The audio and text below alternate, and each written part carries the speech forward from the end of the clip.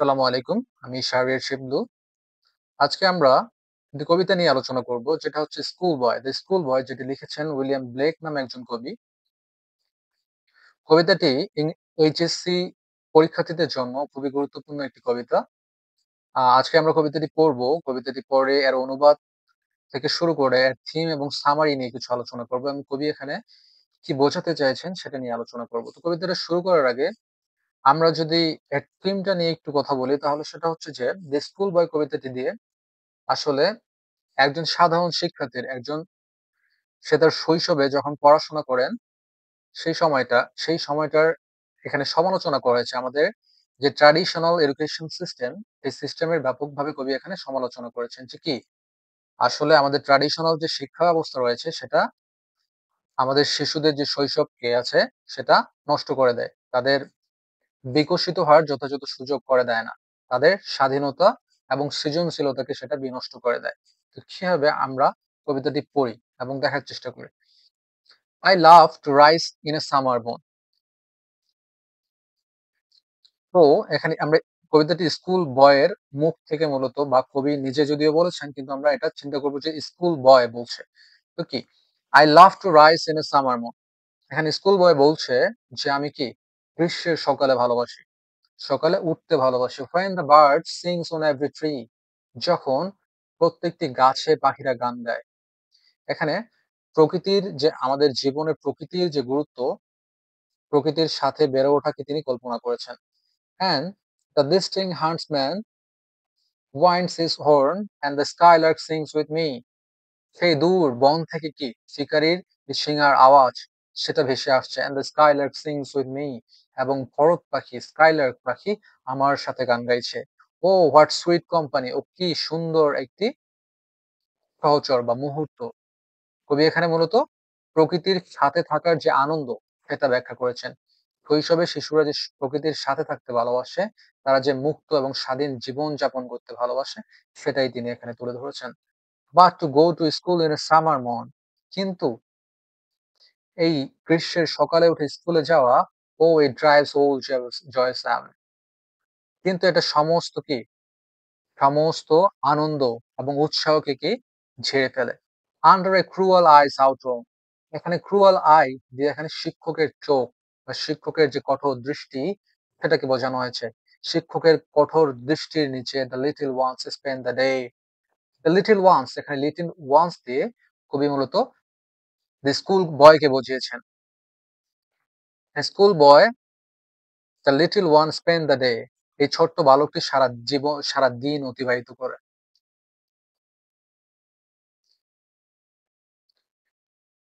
In shining in shying and dismay, হতাশা এবং বিষণ্ণতার মধ্যে।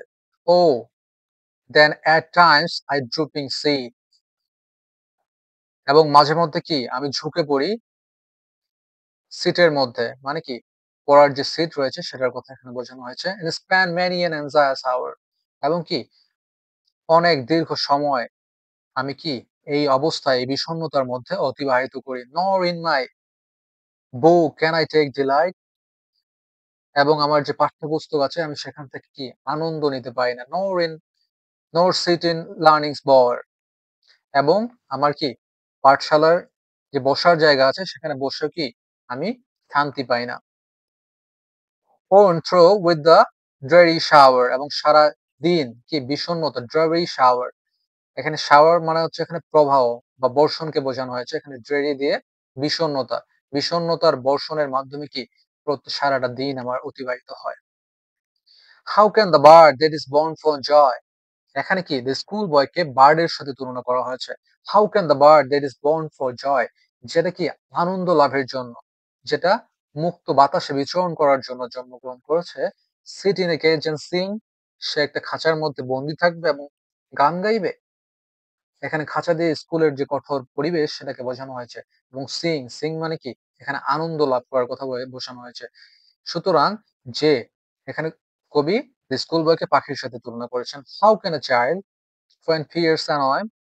যখন হাউ ক্যান আ চাইল্ড একটা শিশু কি হবে যখন কি ফিয়ার্স annoy, যখন ভীত হয়ে বসে থাকে বা ড্রুপ হিজ টিন্ডার উইং, তখন কি তার যে কচি যে সতেজ যে পাখা রয়েছে সেটা কি গুটিয়ে নেয়। এখানে টিন্ডার উইং দিয়ে তার স্বপ্নের যে ডানার কথা বলা হয়েছে সেটা বোঝানো হয়েছে, তার সৃজনশীলতাকে বলা হয়েছে।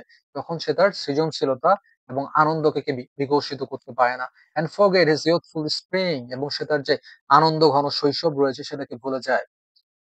ও father and mother, the birds are nip, এখানে সেই শিশু সেই স্কুল বয়ের বাবা মাকে অ্যাড্রেস করা হয়েছে। ইফ বার্ডস আর নিপ, যদি কুড়ি গুলো কি নিপ বিনষ্ট করে দেওয়া হয়, তাদের এখানে কুড়ির সাথে তাদের জীবনের সৃজনশীলতা, তাদের আনন্দ, তাদের আবেগ, ভালোবাসা সবকে বোঝানো হয়েছে।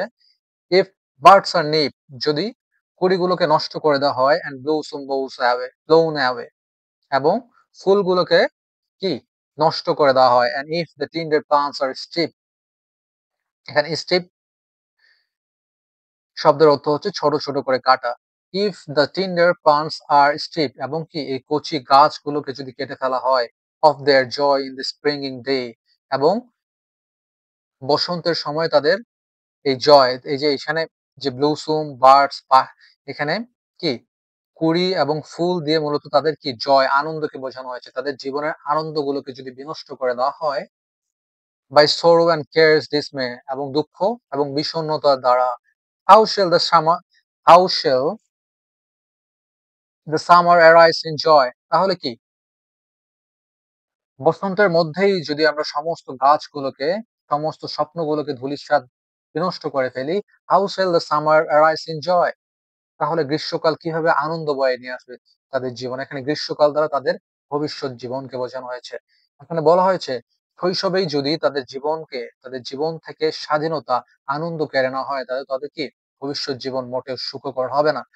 or the summers or the summer fruits appear, এবং তাদের কি গ্রীষ্মের যে ফলমূল সেগুলোর আবির্ভাব কিভাবে ঘটবে। এখানে কবি বোঝাতে চেয়েছেন যে বাবা মারা যদি তাদের সন্তানদের বিকশিত হওয়ার জন্য সঠিক পরিবেশ না দেয়, তাহলে তাদের ভবিষ্যৎ জীবনের জন্য তারাই দায়ী থাকবে।